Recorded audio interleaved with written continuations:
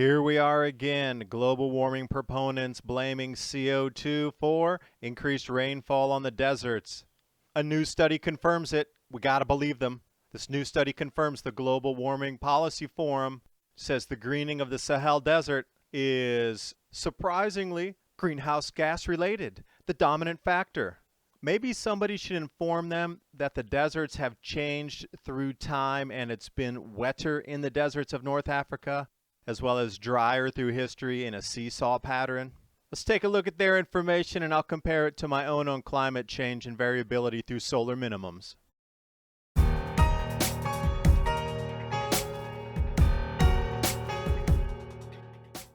As you can clearly see over the last 5,000 years, the Vostok ice cores out of Antarctica show the temperature changes across our planet.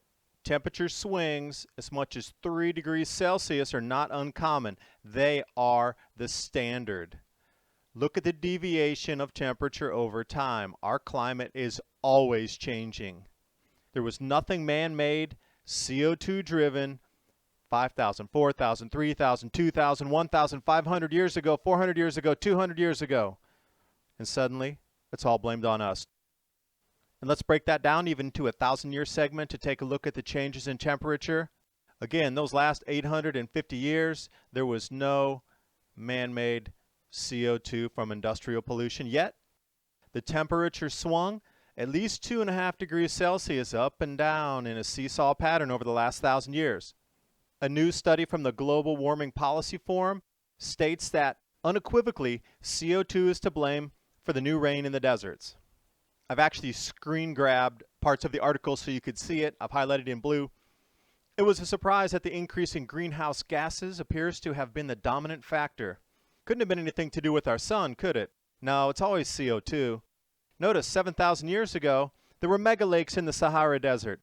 Those deserts were incredibly green, lush vegetation, grasslands, and savannas even. Yet as we go through time, further back, 9,000 years ago, it got drier. 16,000 years ago, it was even drier. Now, I am sure 16,000 years ago, there was nobody with an airplane or SUV driving around. Sure, they burned wood, but there was only a few million people on the planet. That just goes to show you that there is natural variability in our temperature range on this earth. What Bob Geldof and Live Aid failed to do to end the famine and drought, that CO2 suddenly helped and ended the drought.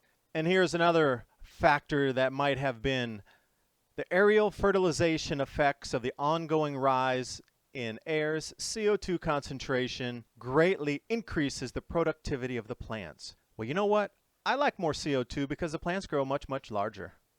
And CO2 always trails temperature. Temperature rises first, CO2 rises second. And on a positive note for everything, 50% increase in vegetation in parts of Mali, Mauritania, and Chad. Production of millet rising by 55%. Regreening of the deserts. These are the positive aspects. But again, it's all blamed on heat trapping emissions, counting for 3/4 of the recovery in the rainfall. I'm going to digress and take you back to the Maunder Minimum. And when we look at the temperature pattern, reconstruction for the Little Ice Age, look over northern Africa there. You can see the temperature dropped about 0.5 to 1 degree Celsius, which would, along with all the other temperature dropping, create more clouds and green the desert areas there as well. One other thing to take a look at when you start looking at these 0.0002 degrees all-time warm temperature records on our planet, notice the difference in the satellite measurements. I'll let you do this on your own here. If it was a satellite precise measured metric, they should all have the exact same numbers, but they don't. There's always 3 sets of variables, 3 sets of measurements that are coming through. How is that possible if it's such a precise science down to the 1,000th of a degree? How can there be 3 different sets of information? 90 different climate models here versus observations at the very low blue dotted University of Huntsville, Alabama, actually where we're sitting with the global temperature. Look at this. How can 88 of these projections be wrong?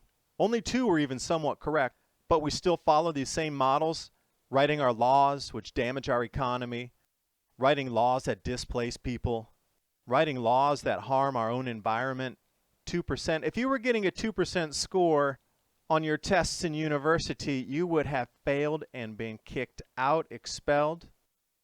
As well, all this hype around global warming still has not manifested. No global warming for 18 years now. The temperatures remain the same as they were in 1998.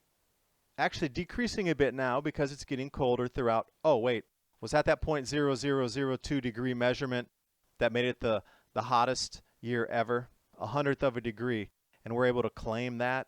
This media mess and mirage that keeps going on, they're really falling apart. Everything is damage control right now to keep you into the global warming belief myth.